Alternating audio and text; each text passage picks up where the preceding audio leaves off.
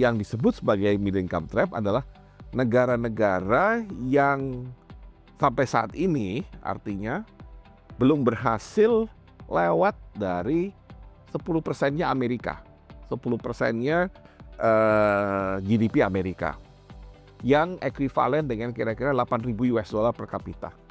Negara-negara ini yang di Asia sekarang ini harus menghadapi dua kemungkinan trap. Satu middle income trap, satu climate trap. Ketika ingin tumbuh cepat, tahu-tahu ada bencana besar. Apa banyak yang menyatakan bahwa penguasaan teknologi itu adalah salah satu kunci untuk setidaknya bisa keluar dari middle income trap. Kalau suatu negara tidak melakukan suatu kebijakan atau suatu action terkait teknologi, maka besar kemungkinan dia akan benar-benar terjebak dalam middle income trap tadi. Artinya ketika dia sudah mendekati 8.000, dia mulai kehilangan amunisi lah. Kursi di BBM itu lumayan besar, dan itu sangat bagus untuk bisa mengembangkan renewable. Cuma itu tadi harus ada strategi, policy, paling tidak dikurangi.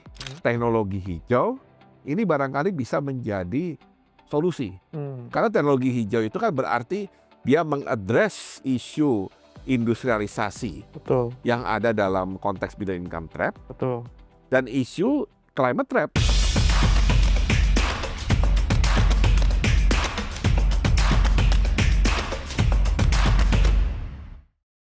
Halo cendekia iklim, selamat datang kembali di Econ Iklim Podcast bersama Climate Policy Initiative oleh saya, Albertus Prabu Siagian.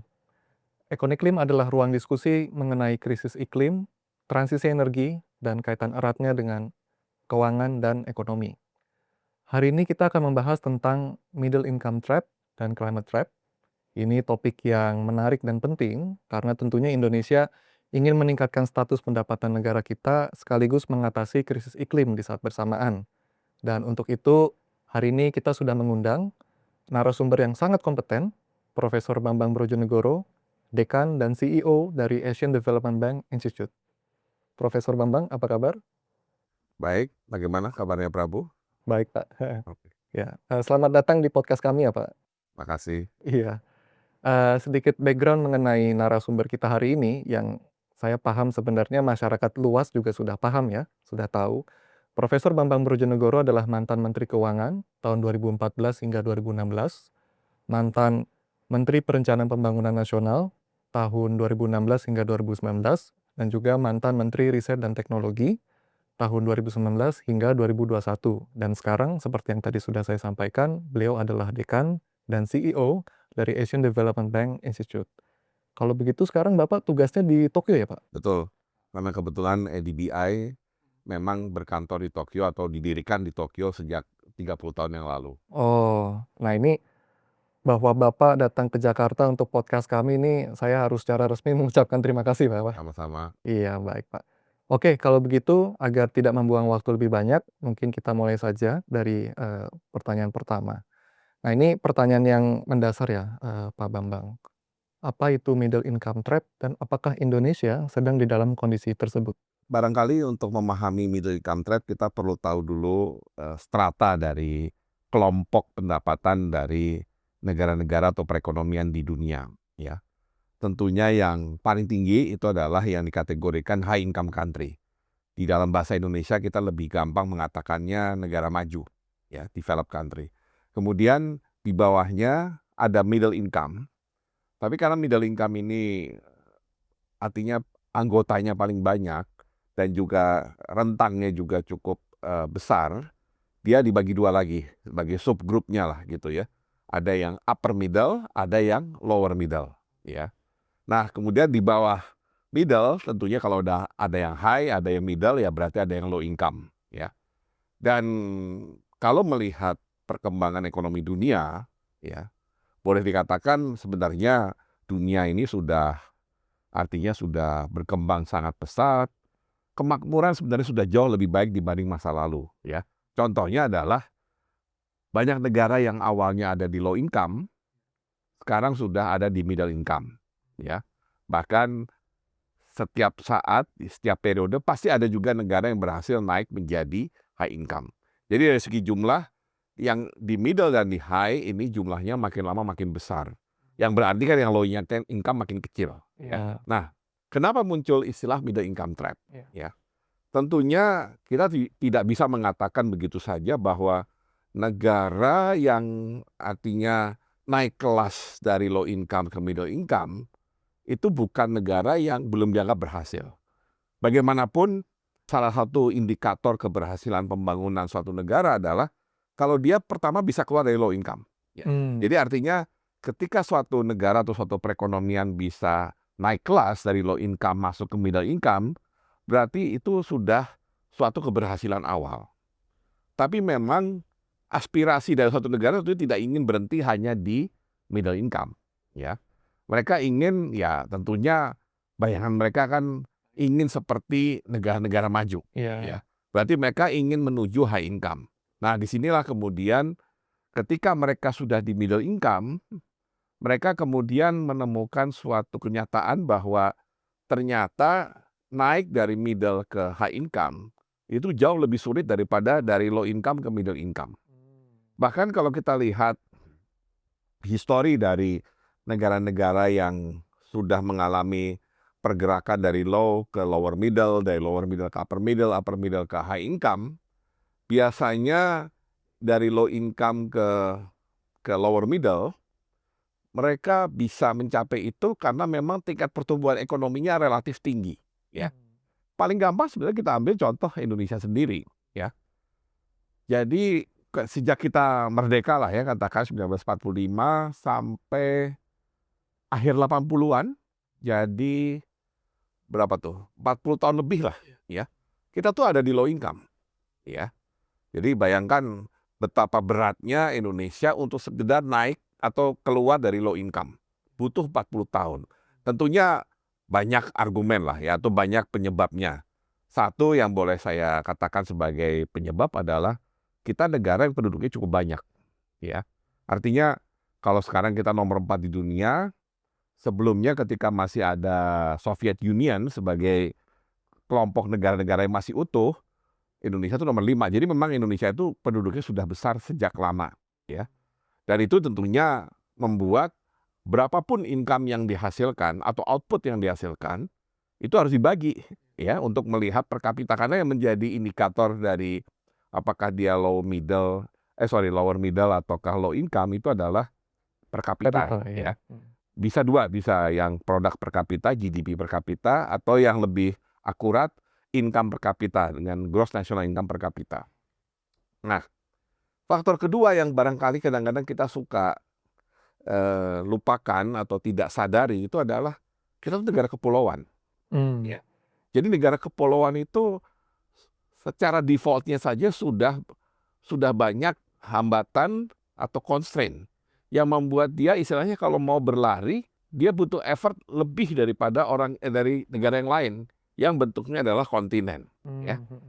Dan yang nggak boleh dilupakan ketika bicara negara kepulauan, biaya untuk istilahnya untuk menjaga negara kepulauan atau bisa membuat operasional negara kepulauan itu berjalan lancar, itu pasti lebih mahal daripada negara yang kontinen, ya.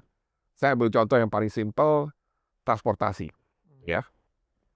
Bagaimana negara yang besar, ya, kontinen, India atau China ataupun Amerika, ya. Kita bisa bayangkan orang yang ingin kalau di India itu misalnya dari Mumbai mau ke Calcutta. Di Cina mungkin dari dalam Xinjiang ke Beijing misalkan, atau bahkan ke Shanghai misalkan, atau dari LA ke New York, ya. Itu jarak yang jauh, kalau menggunakan pesawat mungkin 5 jam, tapi di negara tersebut paling tidak orang bisa mengakses melalui darat, ya. Artinya kalau dia memang ya hasilnya tidak punya kemampuan keuangan untuk menggunakan pesawat, masih bisa menggunakan moda transportasi yang lain, yang sifatnya darat, apakah kereta, apakah kendaraan biasa, ya. Sedangkan di Indonesia, nggak usah bicara Banda Aceh ke Jayapura misalkan. Kita bicara yang simpel, misalkan dari Bandar Lampung ke Semarang, ya. Ya mungkin bisa pakai mobil, tapi kan hambatannya itu cukup besar. Apalagi kalau kita sudah bicara yang lebih rumit, misalkan dari Palembang ke Pontianak misalkan, ya. yang tidak mungkin kan dilakukan melalui jalur darat. Ya, hanya bisa menggunakan angkutan laut ataupun udara. Ya, itu aja sudah contoh simpel. Iya, Ya, iya. nah, kenapa middle income trap itu kemudian muncul? Karena tadi ketika dia naik dari low ke lower middle, pertumbuhan ekonomi masih bisa didorong cukup tinggi. Makanya dia bisa keluar dari low income. Dan itu dialami oleh Indonesia pada saat menjelang 80-an itu. Jadi Indonesia itu ketika kita mendapatkan boom minyak pertama tahun 70-an, itu kan pertumbuhan ekonomi kita langsung tinggi ya, karena kita masih punya minyak. Sempat terganggu ketika harga minyak drop di awal 80-an, tapi ketika dilakukan reformasi ya, ekonomi Indonesia kemudian mulai tumbuh, ekonomi mulai terbuka, pajak mulai dipungut, ya, investasi mulai banyak ya. Nah, tapi ketika sudah masuk lower middle atau masuk middle income lah ya, Iya. maka secara natural di hampir semua negara pertumbuhan ekonominya mulai menurun Iya. ya. Kenapa? Karena ya ini juga ilmu matematika simple ya, ketika dia dari low income ke lower middle, dia berangkat dari basis yang rendah ya ke basis ke yang lebih tinggi. Jadi ketika melompat, lompatannya itu terasa lebih tinggi. Nah, ketika sudah di lower middle, dia tidak lagi beranjak dari bawah, berangkat dari atas. Nah, itu kan berarti untuk tumbuh sekian persen pun itu kan mereferensinya kepada posisi saat itu, ya. Jadi memang secara natural ada seperti itu. Nah, karenanya memang mayoritas negara yang ada di middle income itu akhirnya kebanyakan tetap stay di middle income untuk waktu yang cukup lama, ya. Kalau Indonesia tadi aja butuh 40 tahun untuk keluar dari middle income, katakan tahun 80-an, katakan 90 lah, kita resmi masuk sebagai middle income country, ya. Sekarang udah tahun 2026. Jadi sudah 36 tahun kita di middle income. Dan karena kita baru naik dari lower middle ke upper middle itu di sekitar tahun 2020, ya, sebelum Covid ya. Berarti kan kita 30 tahun nih butuh di lower middle. Lebih rendah daripada yang pada tadi 40 tahun lebih ya yang ada di low income. Tapi kan kita bisa membayangkan bahwa ketika ingin menaik lagi sekarang menuju high income, ini juga waktu yang dibutuhkan kayaknya akan Butuh waktu. sulit untuk bisa pendek gitu. Iya. Padahal, nah ini isunya sekarang kalau kita kaitkan dengan Indonesia dan Asia pada umumnya. Iya. Kebetulan Indonesia dan Asia itu terkategori wilayah yang aging rapidly, ya. Jadi saat ini memang saat yang terbaik buat Indonesia untuk keluar dari middle income trap karena kita sedang mengalami yang namanya demographic dividend, ya. Demographic dividend terjadi karena jumlah penduduk usia produktif lebih besar dari yang disebut tidak produktif. Tidak produktif itu ada yang di bawah 15 tahun karena memang belum bekerja, atau di atas 64 tahun karena memang sudah tidak bekerja, ya. Berarti kan kita mengandalkan kepada yang produktif ini. Nah, saat ini adalah saat yang terbaik karena yang usia 15-64 lebih besar daripada yang di luar usia itu, Lagi di kelompok itu. banyak-banyaknya gitu ya usia Nah, produknya. masalahnya begitu aging kan terbalik, Oh, ya. ya. Begitu aging, ya selain yang nah, kalau aging itu isunya dua. Jadi pertumbuhan penduduknya mulai menurun, ya, jumlah kelahiran, jumlah anak per keluarga turun, sehingga otomatis usia yang muda pun juga menurun, sehingga yang kemudian masuk produktifnya juga mulai menurun karena mereka mulai mentua kan. Iya. Jadi tertumpuk di yang usia tua. Makanya disebutnya aging population. Nah, begitu kita masuk aging, kalau kita lihat pengalaman banyak negara di dunia, makin sulit kita untuk keluar atau untuk naik kelas dari middle income ke high income. Jadi ada muncul istilah middle income trap karena banyak negara yang sudah menghabiskan waktu puluhan tahun tetap di middle income dan masih mencari cara untuk bisa naik ke high income, ya. Ya, yang penting mereka bersyukur mereka tidak turun lagi ke low income, itu paling penting. Tapi ketika di middle income, mereka juga masih merasa toh kita tetap bertumbuh setiap tahun. Tapi itu tadi pertumbuhannya makin lama makin sulit. Karena semakin ke atas, semakin besar GDP kita misalkan, tentunya kalau kita bicara pertumbuhan tinggi itu berarti sesuatu yang belum sangat besar. Itu yang tidak mudah dilakukan oleh banyak negara. Sehingga ketika ada negara yang berhasil keluar dari middle income trap, itu adalah prestasi. Jadi kalau istilah statistiknya, yang berhasil itu yang outlier sebenarnya. Yang nggak berhasil itu yang umumnya. Ya. Nah, sekarang pertaruhan kita sebagai negara yang saat ini masuk upper middle tapi masih batas bawah ya. Jadi masih dekat dengan batas ke lower middle adalah apakah kita mau jadi di outlier atau kita masuk kelompok yang umum tadi. Oke, Pak. Kenapa banyak yang menyatakan bahwa penguasaan teknologi itu adalah salah satu kunci untuk setidaknya bisa keluar dari middle income trap? Ya.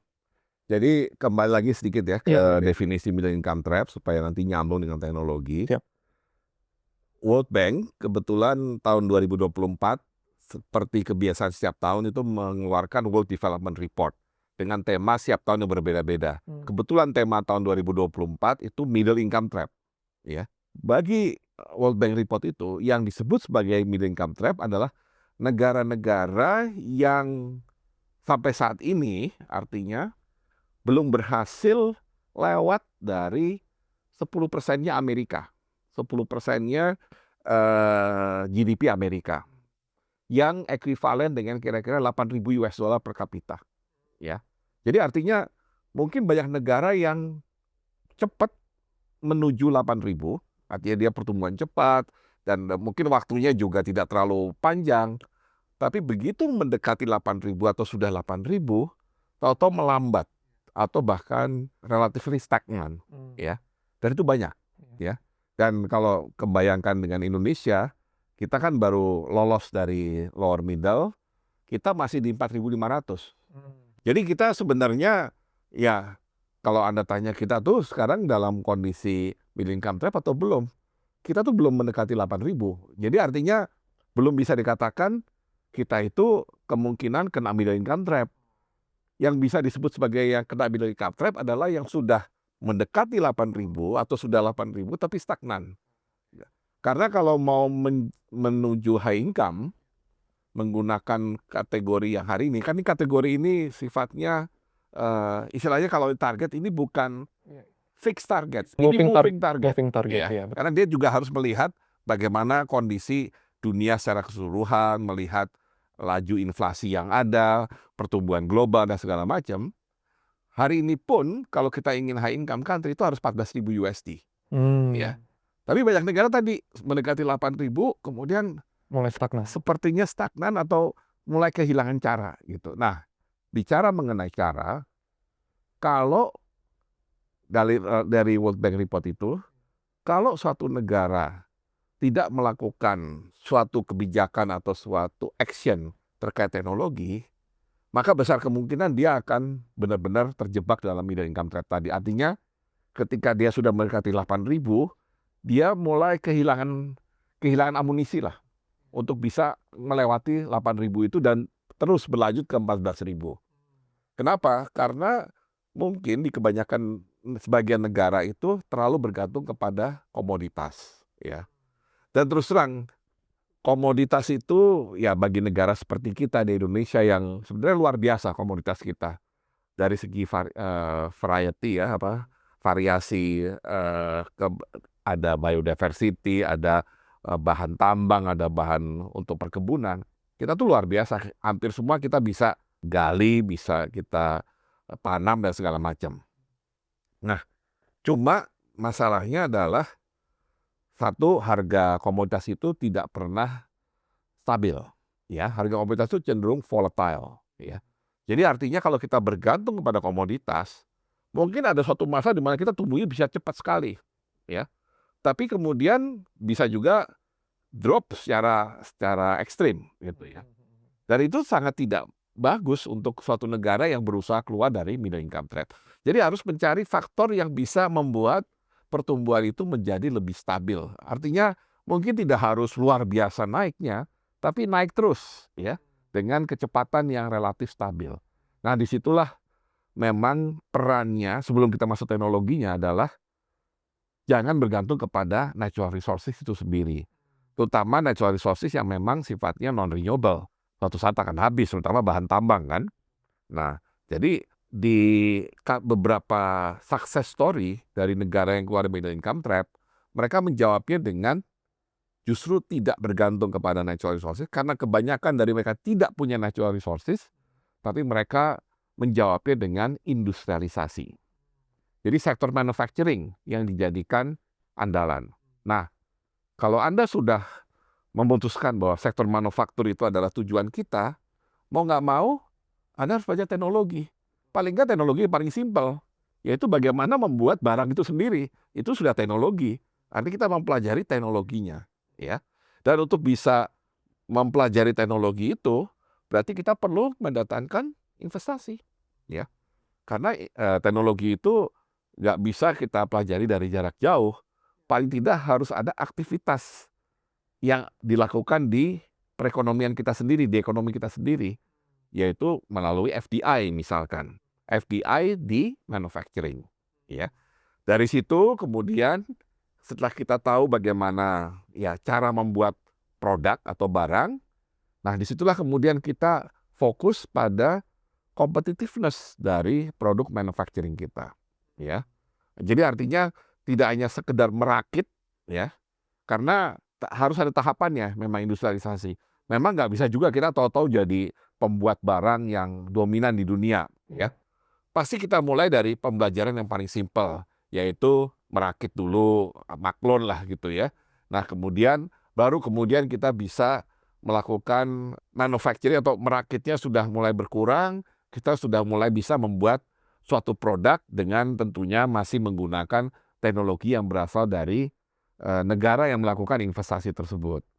Nah, seharusnya kita terus maju terus sampai akhirnya kita menjadi produsen dan syukur-syukur pemilik brand, Ya. ya, merek dari produk tersebut.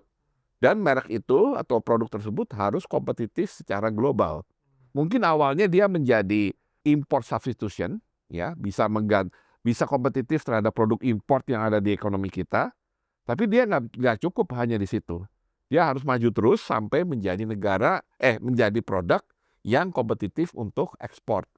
Nah, barulah kemudian negara itu bisa dikatakan negara industri yang punya prospek keluar dari middle income trap. Dan untuk mengikuti tahapan tadi dari merakit sampai akhirnya bikin produk sendiri dan kompetitif global, tidak ada input lain yang lebih penting dari teknologi. Ya. Teknologi itu adalah kunci. Ya.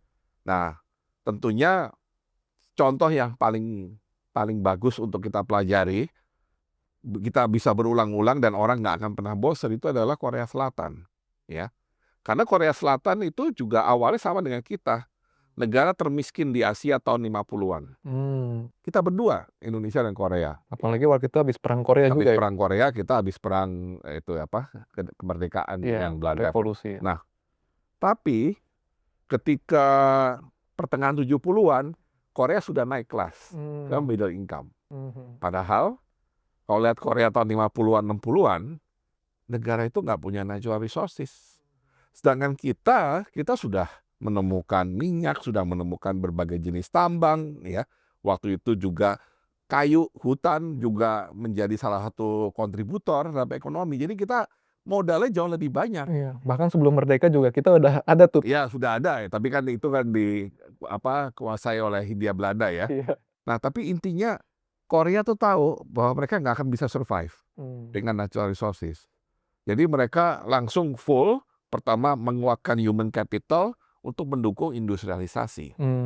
Dan kalau kita pelajari secara lebih dalam, bagaimana Korea akhirnya bisa jadi produsen otomotif, produsen elektronik, dan berbagai macam produk yang sifatnya global, itu juga bukan kerjaan 1 hari 2 hari. Mereka juga belajar dari negara lain, ya. Contohnya, mereka pertama kali belajar elektronik, itu di laporan World Development Report itu ada foto hitam putih, yang kalau kita lihat tanpa lihat judulnya kita akan bingung ini foto tentang siapa di mana, ya. Karena isinya semua tampang-tampang Asia Timur, Oke. ya. Tapi itu ternyata foto itu adalah foto engineer Korea yang akan belajar membuat produk elektronik di Panasonic. Oh, di Jadi Jepang, Bro? mereka belajar dari Jepang. Oh, oke oke. Jadi awalnya mereka juga nggak bisa. Tapi kan untuk bisa, mereka harus belajar. Iya, Apa sih dipelajari pada Sonic? Ya bukan hanya belajar bagaimana menjalankan pabrik, they learn about the technology itself gitu loh. Mereka belajar teknologi, ya. Terus waktu saya lihat museum pembangunan ekonominya Korea, mereka juga menunjukkan mobil pertama yang mereka buat, ya. mhm. Jadi mereka benar-benar belajar bagaimana membuat mobil. Jadi itu Mmm, semuanya all about technology. mmm. Dan hari ini kita lihat Samsung barangkali sudah lebih besar daripada Panasonic, Iya, ya. Mobil Korea mungkin belum, ya masih di bawah mobil Jepang, tapi kan nggak jauh bedanya. betul. Bandingkan waktu itu mereka nggak bisa Ah, apa-apa, iya. ya. Jadi artinya di situ kalau Anda tanya, pentingkah teknologi? That's the key, ya. Mmm, Itu kuncinya teknologi, penguasaan teknologi. Dan ketika bicara penguasaan teknologi, nggak cukup dengan hanya tadi kirim orang belajar. betul Itu mungkin tahap awal iya. Tahapan berikutnya apa supaya bisa kompetitif globally? Harus ada inovasi kan? betul, Nah, setuju. karena itu laporan World Development Report 2024 itu keluar dengan namanya prinsip 3I, 3I ya. Jadi kalau dari low income ke lower middle yang dibutuhkan investment ya. Karena investment memang kalau dari teori ekonomi adalah dia bagian dari economic expenditure yang bisa mempercepat pertumbuhan. Dan investment-nya di bidang apa? Industrialisasi tadi, belajar merakit atau belajar mengembangkan industri. Dari lower middle ke upper middle, ini mungkin ada istilah yang I juga startnya, tapi mungkin nggak terlalu banyak orang paham, infusion. Mmm, Nah, apa itu infusion? Infusion itu simpelnya adalah, kalau investment itu adalah menghadirkan kegiatannya di negara tersebut. Infusion adalah belajar teknologinya. Ya, belajar itu dalam pengertian bukan hanya sekedar belajar, tapi bagaimana menerapkan teknologi terkini pada saat itu di negara tersebut untuk konteks manufacturing. Jadi ketika belajar misalnya membuat mobil, iya iya. ya dia belajar teknologi mobil yang waktu itu yang paling canggih seperti apa. Mmm, Itu yang dia pelajari dan dia terapkan di industri mobil yang dia bangun di negara tersebut. mmm, Sama juga dengan industri elektronik. mmm, Jadi artinya penguasaan teknologinya diperkuat, mmm, infusion. Nah, itu cukup untuk bisa membawa ke upper middle, ya. Dari upper middle ke yang paling tinggi, yaitu high income, itulah I yang ketiga yang paling susah, innovation, ya, innovation. Nah, kenapa paling susah? Kalau infusion itu istilahnya kita bisa pelajari dan kita bisa, ya artinya bisa dengan human capital yang kuat barangkali sudah cukup memadai ya untuk melakukan infusion. Tapi ketika bicara innovation, kita harus punya sesuatu yang super, ya. Yang super itu di mana? R&D. Jadi jantung dari inovasi itu adalah upaya R&D yang continuous, yang berkelanjutan, tidak boleh berhenti, ya. Dan R&D itu sendiri juga harus ada tujuannya. Tujuannya adalah kompetitif globally atau win the competition. Dan harus spesifik industri apa yang mau dikembangkan, ya. Disitulah kenapa Korea menjadi berbeda dengan kebanyakan negara Asia. Karena ketika negara Asia yang lain termasuk di Asia Tenggara ini masih berkutat di upper middle dan masih terkena yang 8.000 US dollar tadi, Korea itu bisa lepas dari yang 8.000 menuju 14.000 udah lewat. Kenapa? Ketika tahun 90 kita masuk, enggak, 90 kan kita masuk naik kelas oh naik kelas. ke middle income kan, tapi lower middle kan. Iya iya. Tahun 90 itu Korea naik lagi, dari Oh, middle ke high income, mmm, ya. Jadi mereka melakukannya dalam waktu yang sangat pendek, ya 15 tahun lah, mhm, ya. Dan sebelumnya mereka kalau kita hitung sama-sama dari 50, ya butuh 25 tahun untuk jadi middle income, 15 tahun untuk high income. Jadi malah ketika dia masuk masa yang lebih sulit, dia malah bisa lebih cepat. mmm, Kenapa? Karena they find the key tadi, oh, yaitu di teknologi, dan kenapa mereka fokus dengan teknologi? mmm, That's the only thing they have, mmm, ya. Mereka nggak punya natural resources. Makanya saya katakan kadang-kadang bahaya kita kalau terlalu enjoy iya, atau terlalu komplasen, apa ya? puas diri gitu. Ya, terlalu santai gitu Iya. dengan adanya natural resources, karena kemudian kita tidak pernah melakukan extra effort Mmm. untuk win competition globally melalui innovation tadi, ya.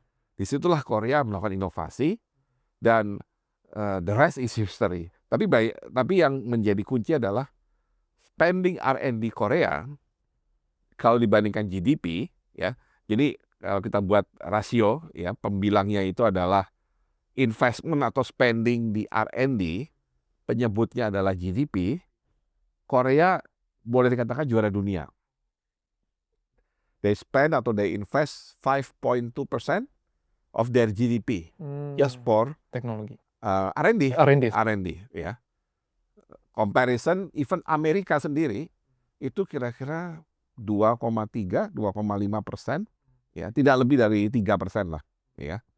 Indonesia waktu saya main Ristek, pertama kali main Ristek melihat data itu, kita cuma 0,3%, Mmm. ya.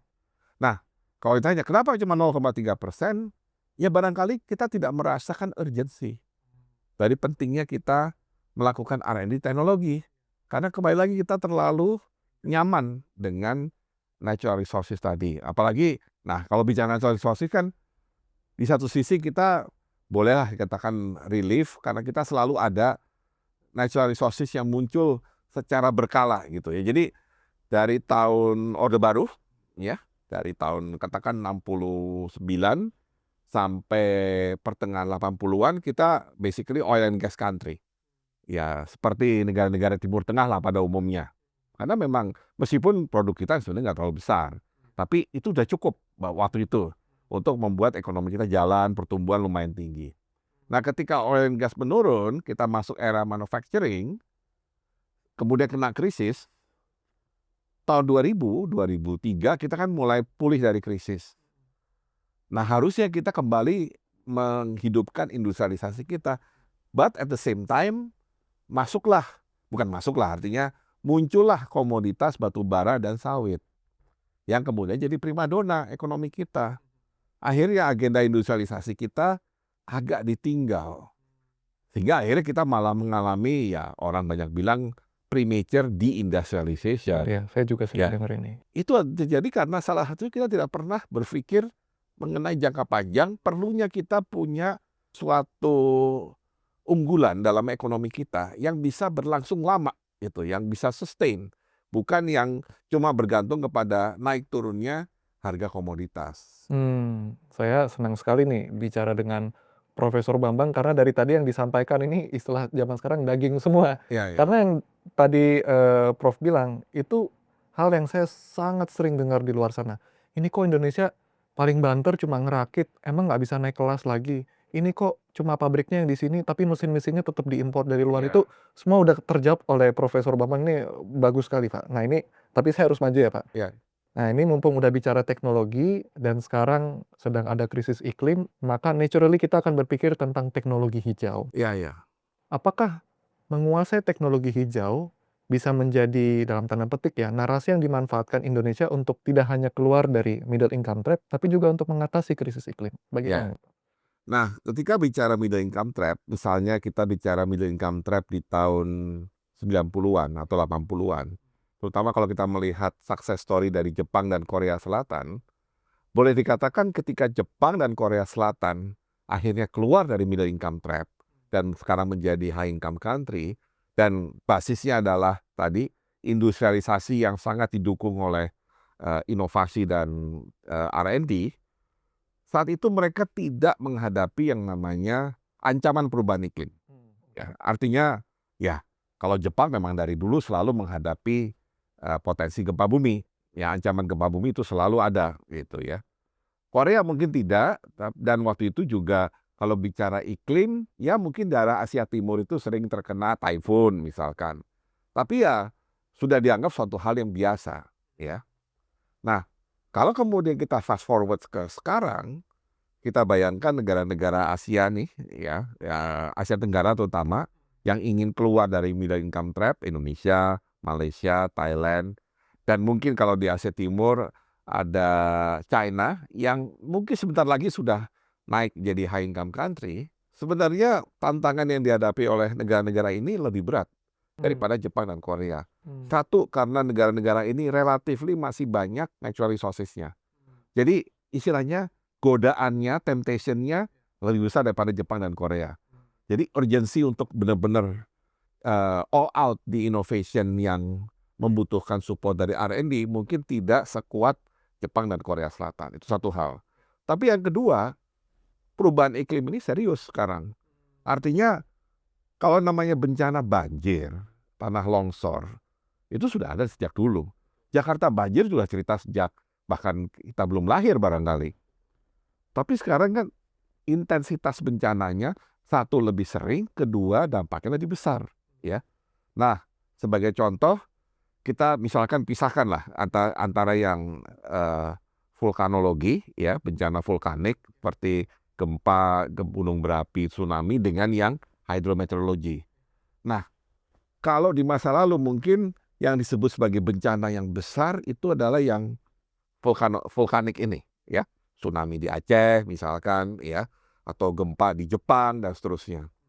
Tapi sekarang barangkali intensitas dan dampak bencananya salah-salah sudah diambil alih atau paling tidak sudah setara dengan yang hydrometeorologi, ya. Karena kalau kita lihat seperti yang terjadi di Sumatera bagian utara, ya, itu kan banjir yang kita kira ya banjir biasa, ternyata sama sekali tidak biasa, ya. Bahkan kalau kita bicara penanganannya, mungkin dampaknya lebih besar yang tsunami, ya. Jumlah orang yang meninggal jauh lebih banyak dan seterusnya. Daerah yang hancur juga mungkin untuk perbaikannya juga membutuhkan effort yang tidak mudah. Tapi untuk perbaikan atau rehabilitasi secara menyeluruh dari yang Sumatera bagian utara, ini mungkin lebih complicated. Daerah yang nyebar, kemudian banyak yang di dalam di daerah pedalaman, sedangkan kalau tsunami kan kebanyakan di pinggir pantai, ya. Kalau ini banyak yang di pedalaman yang untuk mencapai ke sananya pun susah karena putus semuanya jaringannya. Jadi artinya negara-negara ini yang di Asia sekarang ini harus menghadapi 2 kemungkinan trap. Mmm. Satu middle income trap, satu climate trap. Climate Gimana trap tuh? dalam pengertian, kenapa disebut trap? Karena dia istilahnya dia ingin bergerak cepat tapi ditarik lagi, gitu. Jadi negara-negara ini kan ingin tumbuh cepat. Iya. Ketika ingin tumbuh cepat, tahu-tahu ada bencana besar. Ya otomatis mereka nggak bisa dong tetap berjalan dengan ya bencana awal, mau nggak mau harus memperbaiki yang ini. Dan ini makin lama makin tidak terprediksi, ya. Siapa yang bisa membayangkan bahwa ada siklon tropis di Selat Malaka? Itu yang menjadi salah satu trigger dari bencana Sumatera bagian utara kan.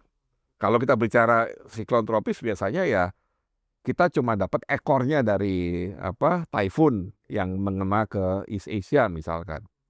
Nah, sekarang ini ya realitasnya ada di mana-mana, ya.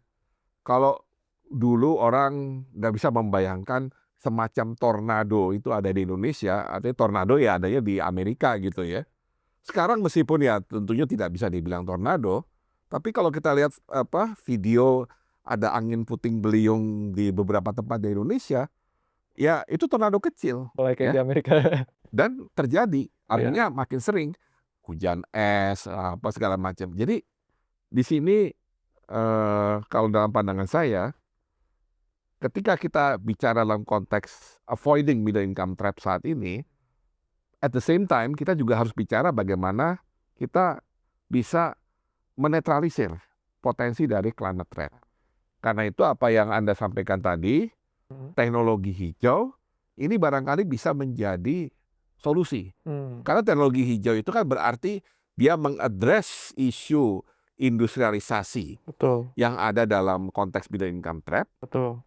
dan isu climate trap. Iya. Karena teknologi yang mau dipakai atau yang dikembangkan adalah teknologi untuk menjawab cara mengatasi climate threat tersebut, ya. Mmm. Dan itu menurut saya membantu untuk negara seperti Indonesia. Maksud saya membantu adalah begini, terus terang kalau kembali ke cerita middle income trap terutama success story dari Jepang dan Korea, Mhm. boleh dikatakan kan mereka mengandalkan 2 jenis industri yang massal, yaitu otomotif sama elektronik. Ya itu Jepang dulu otomotif udah jelas lah berbagai merek. Dulu kan yang menguasai elektronik, TV segala macam Jepang, Sony, Hitachi, apa tadi Panasonic misalkan. Nah, Korea doing the same, ya. Mereka juga di otomotif, Hyundai misalkan, Kia, Daewoo, meskipun ya tadi dan mereka juga not bad, artinya mereka bisa bersaing di global ya. Elektronik mereka bahkan one of the best sekarang, ya Samsung, LG misalkan, ya. Nah, kalau diperhatikan China yang about to be high income country doing the same, Iya. tapi dengan pendekatan yang beda. Ketika bicara otomotif, mereka tahu, oh kalau head to head sama Jepang dan Korea nggak gampang. Korea sendiri udah merasakan head to head sama Jepang nggak gampang, ya. China tahu ini makin lebih susah lagi nih, karena dia kan late comer kan. Akhirnya dia come up dengan inovatif idea, EV. Ya. Jadi mereka itu waktu itu jadi pengimpor nikel terbesar dari Indonesia for a purpose gitu loh. Jadi istilahnya gini, Iya. kadang-kadang kita suka melihat kok kita apa-apa import sih? Iya. Sebenarnya import tuh nggak jelek asal tujuannya adalah untuk sesuatu yang Jelas. lebih produktif dan ada value added-nya. Jadi China nggak punya nikel kan, tapi dia import gede-gedean dari Indonesia, pengimpor nikel terbesar dari Indonesia. Untuk dibuat apa? Waktu itu mereka mulai dengan baterai. Industri baterai mereka kembangkan. Begitu industri baterainya sudah established, masuk ke EV-nya. Ya. Kalau sudah menguasai industri baterai, basically you will basically dominate the EV. Iya, EV-nya sendiri kan, karena EV is about the battery. intinya gitu. kan itu. Nah, jadi itu. Elektroniknya apa? Coba lihat HP yang sekarang bersaing dengan iPhone atau Samsung, HP dari China. Ya. Bagus-bagus loh. Ya. Jadi artinya they find a way lewat itu. Nah, untuk negara seperti Indonesia, Malaysia, dan Thailand, katakan Indonesia, apakah kita berani head to head otomotif dengan 3 negara Asia Timur tadi? Elektronik apa kita berani? Tampaknya berat. Berarti kita harus find something new. Nah, apa yang something new ini? Barangkali itu sudah diadres oleh Presiden Pak Jokowi dan Presiden Pak Prabowo. Hilirisasi. Basically saya lebih suka menggunakan istilah nilai tambah. Ya, kita back to basic lah, bahwa di dalam persaingan ekonomi global, di dalam namanya global supply chain, tentunya kita bisa mengatakan, oh Indonesia sudah involved kok di global supply chain. Pertanyaannya at what level gitu loh. Karena bisa aja kita ada di situ, tapi pada posisi yang value added-nya paling rendah. Yaitu apa? Kalau cuma jadi penghasil natural resources-nya, kan bahan baku itu, atau cuma sedikit mengolah. Ya. Misalkan nikel. Nikel itu kita nggak bisa mengatakan kita sudah punya value added tinggi kalau kita baru sampai smelter. Karena smelter itu merubah jadi ferronikel atau nikel yang bisa diproses, tentunya punya nilai tambah yang lebih rendah dibanding stainless steel. Dibandingkan apalagi kalau bisa bikin baterai EV misalkan. Ya. Jadi harus jelas. Nah, tadi teknologi itu, R&D adalah cara kita untuk menaikkan value added. Nah, jadi di sini kalau kita bicara strategi Indonesia, oke, hilirisasi.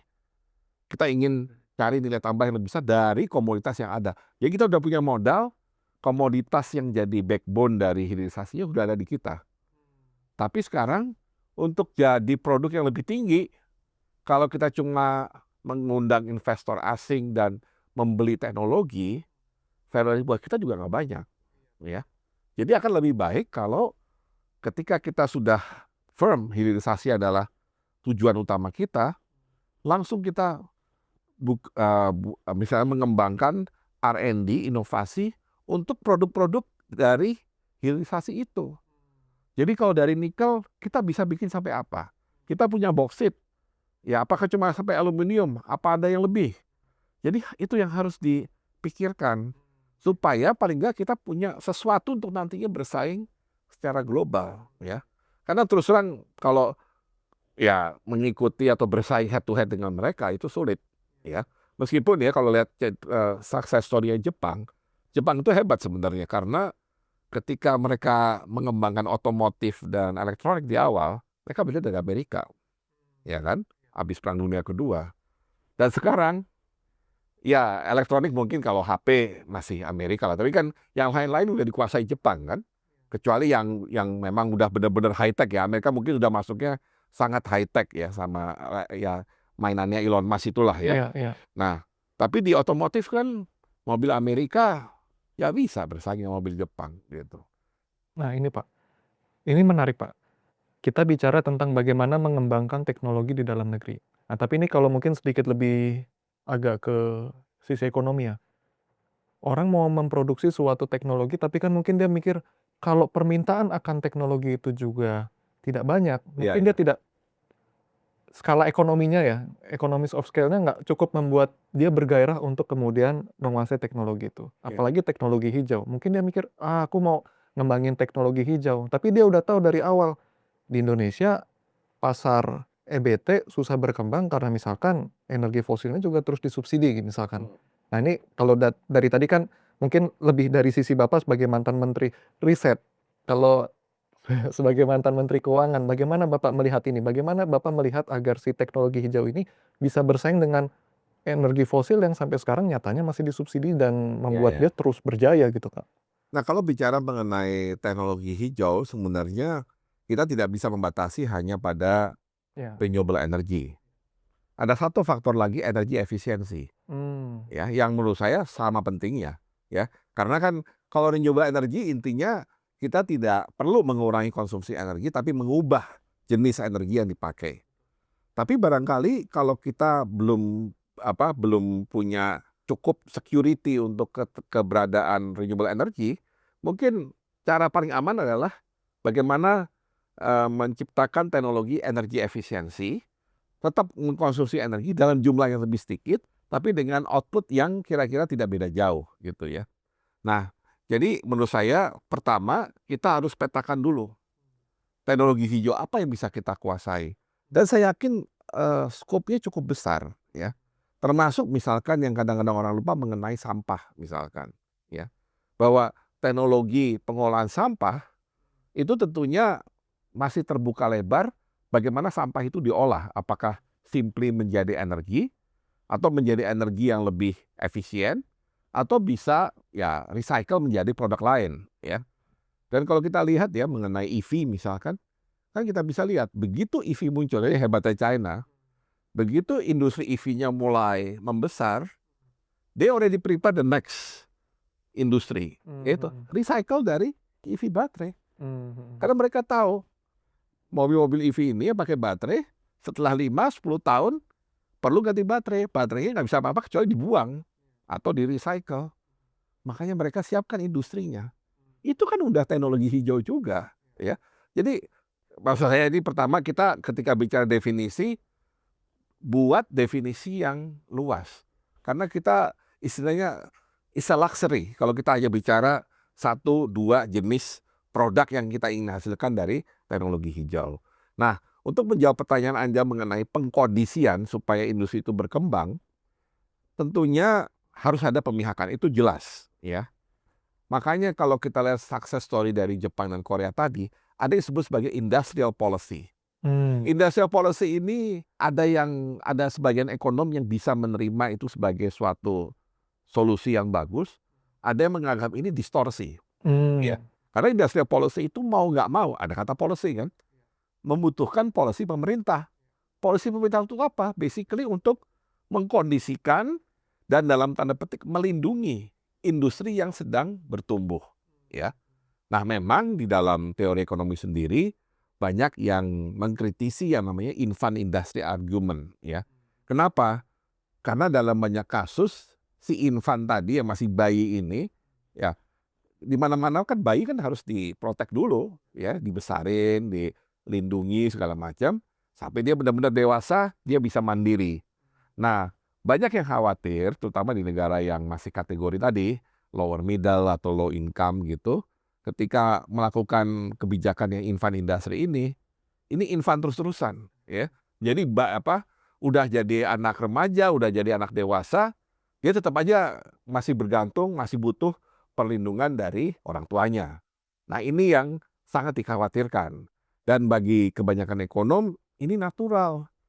Artinya kalau udah dapet, ya sayang lepasnya. Kalau Mmm. misalnya saya pengusaha, terus diminta pemerintah Indonesia, kamu coba kembangkan ini, nanti saya kasih ya pembebasan bea masuk, saya kasih proteksi. Kalau ada barang yang sama dari luar nanti dikenakan tarif misalkan ya, atau misalkan PKDN-nya juga dibuat lebih lenient gitu ya, nggak lebih susah. Kan enak tuh, dan saya dapat market kan yang relatif pasti gitu. Apalagi kalau ditambah nanti juga pemerintah misalnya pesen deh gitu loh. Pemerintah ada pesanan sekian, itu hidupnya nyaman dan tidak gampang untuk pengusaha, dunia usaha melepas itu begitu aja.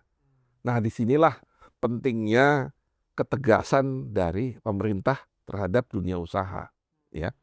Pemerintah tetap harus memfasilitasi dunia usaha, tapi tidak kemudian memanjakan dan memprotek, sehingga akhirnya malah yang terjadi adalah ekonomi rente gitu. Jadi yang harus, untuk menjawab pertanyaan Anda, yang harus dicegah adalah ekonomi rente. Dan itu yang sukses dilakukan baik oleh Jepang maupun Korea. Jadi banyak orang nggak tahu, Samsung itu awalnya bukan perusahaan elektronik, importir gula. Mmm. Dia importir gula, nothing to do dengan teknologi. Importir gula kan kerjanya cuma Iya beli, iya iya. ya kan? Dan karena importir gula nggak tahu apakah satu-satunya atau gimana, pasti ada yang beli dong. Orang Korea kan butuh gula gitu kan. Tapi kemudian pemerintah Korea maksa mereka, dia mengarahkan mereka, kamu harus masuk ke industri. Nah, karena waktu itu dia sebagai pengusaha yang udah cukup besar, punya kemampuan, tapi dia harus belajar dulu. Nah, dalam proses belajar, dalam proses dia bisa membangun bisnis, diberikan proteksi oleh pemerintah. Tapi proteksi itu tidak selamanya. Jadi dia diberi proteksi, tapi dengan satu syarat, kamu harus belajar jadi pemain global. Mungkin awalnya dia kayak pemain domestik dulu lah, import substitution. Tapi berikutnya dalam sekian waktu dia harus ekspor promotion. Dia harus jadi pemain global. Dan itu yang berhasil dilakukan. Mmm. Sehingga Samsung seperti hari ini. Ya. Mmm, mhm mhm. Sama seperti Toyota awalnya, saya baru kebetulan 2 minggu lalu ke Museum Toyota di Nagoya. Mhm mhm. Awalnya perusahaan tekstil, Mmm. ya, perusahaan tekstil, tapi kemudian dia dengan inovasi. Kalau ini mungkin dorongan pemerintahnya nggak terlalu banyak, tapi pemerintah itu memfasilitasi inovasi, sehingga mereka kemudian punya ide bikin mobil, ya. Bahkan untuk cerita sedikit tadi terkait dengan R&D, cara Toyota bikin mobil dari keluarga Toyoda, pendirinya itu cukup unik, ya. Mereka mengikuti yang tadi investment, infusion, innovation. Di tahap infusion, yang mereka lakukan beli mobil Chevrolet dari Amerika. Beli dari Amerika, karena Amerika udah punya mobil pada waktu itu. Datang ke Jepang, di Nagoya, dibongkar. Dibongkar, dikulik-kulik, sampai akhirnya bisa bikin mobil seperti itu. Ya itu infusion kan, sebenarnya dia belajar teknologi. Tapi ya berhenti di situ. Dan kemudian akhirnya dia bisa keluar dengan produk mereka sendiri, namanya Toyopet. Ya Mmm. itu produk pertama yang dijual secara massal oleh Toyota. Dan setelah itu mereka mengembangkan mobil seperti yang kita lihat hari ini. Oke. Jadi artinya kalau untuk menjawab pertanyaan Anda adalah bagaimana kita menerapkan disiplin yang ketat. Jadi kalaupun dikasih fasilitas di awal jangan keterusan. Tadi Anda bilang kan, fosilnya tetap dikasih subsidi, gimana energi renewable bisa berkembang. Ya, kalau saya dari dulu selalu dalam pemikiran subsidi BBM itu lumayan besar, sebenarnya itu sangat bagus untuk bisa mengembangkan renewable. Mmm. Cuma itu tadi harus ada strategi, policy, paling tidak dikurangi yang fosil. Dan misalkan kita punya 200 triliun misalkan, ya. 200 triliun tadinya subsidi BBM, subsidi BBM kan berarti fosil ya mayoritas. Bagaimana kalau ini diturunkan jadi 100, ya. Tapi untuk merangsang yang EBT, yang 100 ini untuk mensubsidi. Nggak ada yang salah kalau subsidi EBT itu maksud saya kalau untuk EBT itu disubsidi. Kenapa? Karena dia pemain awal. Ya. Oh. Nggak mungkin pemain awal langsung gede sendiri, langsung Iya efisien. iya iya. Dia harus dibantu. Membantunya daripada nambah duit lagi, alokasikan dari subsidi BBM-nya. Jadi sebenarnya bukan menghilangkan subsidi, tapi subsidinya sekarang di-shift ulang dari yang Di-shift. tadinya energi fosil lalu sebagian mulai untuk EBT gitu ya? EBT ya. Dan itu harus juga komit pemerintahnya bahwa kalau kamu pakai EBT kamu pasti disubsidi. Sehingga mereka Ada berani untuk kepastian. awalnya gitu loh. Nanti mudah-mudahan dengan makin besarnya demand, makin efisiennya produsen, akhirnya ketemu harga yang katakan menjadi equilibrium dari produsen dan konsumennya. Artinya bagi konsumen itu tidak terlalu mahal, bagi produsen itu cukup untuk menjaga profitabilitas dari perusahaannya. Gitu. Nah, pertanyaan terakhir Pak, Iya. ini mengenai prioritisasi dari kebijakan. Menurut Bapak, kalau saya boleh minta ya, sebutkan satu kebijakan teknokratik yang menurut Bapak paling penting harus harus segera ada gitu ya, agar Indonesia bisa keluar dari middle income trap dan juga menangani climate trap. Itu apa Pak? Satu kebijakan terpenting yang menurut Bapak ini harus segera ada duluan nih. Karena kan pasti kan kita punya banyak ide, oh kebijakan A, B, C, tapi pada akhirnya apa yang mesti ada dulu? Itu kan kadang pertanyaan emas tuh kan. Iya, iya, iya. Heeh. Nah ini kalau Anda langsung kepada kebijakannya, barangkali saya malah agak mundur ke belakang sedikit. Dalam pengertian begini, kebetulan kami di ADBI sedang melakukan studi mengenai middle income trap di negara-negara Asia, ya. Melihat apa sih penyebabnya dan kenapa ada negara yang berhasil, ada negara yang tidak. Paling nggak untuk konteks Asia lah. Saya nggak lebarkan ke tempat lain. Dari situ, dari eksperimen atau uji coba yang kita lakukan, ada satu faktor yang barangkali sering terlewat. Tadi Anda bicara pentingnya membuat kebijakan. Iya. Tapi kan kebijakan itu, policy itu baru terasa hasilnya kalau dia bisa di-enforce atau diimplementasikan dengan benar gitu Betul. ya. Nah rupanya ada prasyarat supaya kebijakan itu bisa dilakukan dengan benar. Itu yang kita sebut sebagai institutional coherence. Ya. Jadi ada syarat political ekonominya dari negara yang ingin keluar dari middle income trap. Nah, memang pengertian institutional coherence itu luas, tapi bisa kita pilah-pilah dalam berbagai komponen, misalnya anti-corruption, good governance. Nah, mungkin ini mungkin terlalu abstrak ya dua ini, tapi ini adalah mungkin persyaratan dasar lah ya. Artinya nggak mungkin negara-negara itu bisa keluar middle income trap kalau nggak mengadopsi dua ini gitu ya. Tapi nggak cukup dua ini ya. Ada yang juga di kita terutama setelah masa demokratisasi ini menjadi lebih challenging, yaitu policy konsistensi. Tadi Anda bicara policy. Nah, policy itu kan meskipun Anda bilang satu yang paling penting, tapi kan dia satu itu nggak bisa berdiri sendiri. Dia harus berada di suatu ruang dengan policy lainnya. Nah, akan ideal kalau policy yang berada dalam satu ruang ini semuanya konsisten dalam suatu periode waktu tertentu. Nah, yang terjadi di banyak negara itu policy konsistensinya sering kurang berjalan. Ya, jadi cenderung sudah setengah jalan, kemudian ada policy baru yang barangkali membuat yang sudah jalan menjadi berhenti atau malah mundur, yang baru belum bisa mengejar yang sebelumnya gitu. Jadi istilahnya mau lari tapi ditarik ke belakang, dia berusaha lari lagi ditarik lagi ke belakang, ya. Atau dia lari tapi nggak bisa cepat karena banyak hambatan yang tidak diselesaikan dengan benar, ya. Jadi policy konsistensi itu penting. Nah, policy konsistensi kalau saya lihat kasus di Singapura kan juga high income country yang tidak bergantung pada natural resources, tapi dia bukan dari manufacturing, dia dari jasa. Tapi di Singapura itu ada namanya government effectiveness. Iya. Nah, jadi government effectiveness sama policy konsistensi menurut saya ini satu paket. Ya. Government effectiveness itu biasanya ditandai dengan kapasitas dari birokrasi. Nah, padahal kalau kita kan bicara investasi aja, sering yang muncul hambatannya adalah di birokrasi. Nah, kalau di Singapura, kenapa Singapura menjadi surga investasi? Karena dia bisa menekankan pada government effectiveness. Kemudahan berinvestasi, bagi mereka itu bukan cuma tulisan, itu sudah menjadi bagian dari kegiatan sehari-hari karena itu adalah ingin mempertahankan government effectiveness-nya itu sendiri gitu. Nah, jadi artinya saya bicara prasyarat, Iya, ya. betul. Nah, prasyarat untuk menuju kebijakan. Nah, kalau Anda bicara satu kebijakan, kebijakan untuk menciptakan nilai tambah yang tertinggi. Kalau saya mensimpulkannya dengan kalimat sederhana seperti itu. Nah, jangan juga nilai tambah tertinggi itu hanya ditujukan kepada manufacturing. Jelas manufacturing kita harus masuk supply chain yang paling tinggi. Ya, siap. Baik, Pak Bambang, ini diskusi kita sudah cukup panjang, dari saya sudah cukup, dari Bapak ada yang ingin ditambahkan?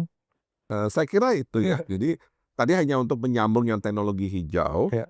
kalau menurut saya dalam konteks kekinian, negara-negara yang ingin keluar dari middle income trap dan sekaligus climate trap, maka dia harus ada pada arus yang terkini. Arus terkini itu dalam pandangan saya dua, yaitu green transformation and digital transformation. Tadi kita udah bahas nih digital transformation terutama untuk sektor jasa kan. Nah, transformation itu berarti itu agriculture sama manufacturing, ya.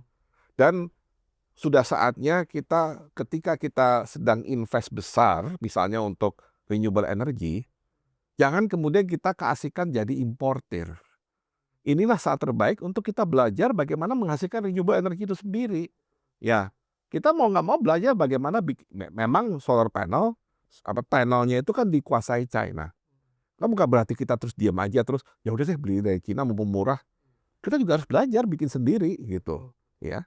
Kita harus belajar bikin sendiri, ya. Kemudian kalau ada misalkan yang besar lagi di kita tadi terkait biomass, ya udah teknologi yang terkait dengan biomass, ya. Jadi ini yang barangkali kadang-kadang kita juga suka kelewatan, ya. Jadi waktu Afrika Selatan sedang melakukan program elektrifikasi negaranya sendiri untuk meningkatkan elektrifikasi sampai 100%, mereka tuh tidak hanya sekedar mengundang investor bikin power plant, mereka juga belajar bikin turbin, bikin boiler gitu. Jadi nggak Komponennya. 100% semuanya import, Iya, ya. komponen. Memang sebagian pasti diimpor karena kan ada kebutuhan yang lebih cepat ya. Betul, Tapi kita juga harus membangun industri kita sendiri. betul. Nah, jadi kalau Anda tanya tadi tentang industri hijau, itu barangkali solusinya. Cara kita untuk memaksa diri kita sendiri adalah kita harus berpikir bahwa kebutuhan ini akan terus berlangsung sampai ke depan. Jadi mau nggak mau kemampuan kita membangun sendiri harus ada gitu. Jangan 100% dilepas ke impor. Baik. Oke, terima kasih Profesor Bambang Brojonegoro atas diskusinya yang sangat insightful Ya. nih hari ini. Kalau boleh saya petik 3 key takeaways ya. Satu, bahwa krisis iklim itu berpotensi mempersulit suatu negara untuk keluar dari middle income trap. Yang kedua, bahwa teknologi yang berdasarkan R&D tentunya itu bisa menjadi kunci untuk keluar dari middle income trap, apalagi kalau teknologi hijau berarti sekaligus untuk menangani krisis iklim. Dan yang ketiga, prasyarat pastinya kualitas dari governance ya Pak, konsistensi dan effectiveness. Oke, terima kasih banyak Pak. Oke, dan terima kasih juga bagi teman-teman cendekia iklim yang sudah setia mendengarkan episode hari ini. Semoga bermanfaat dan memberikan perspektif baru. Sampai jumpa di episode berikutnya dan salam cendekia iklim.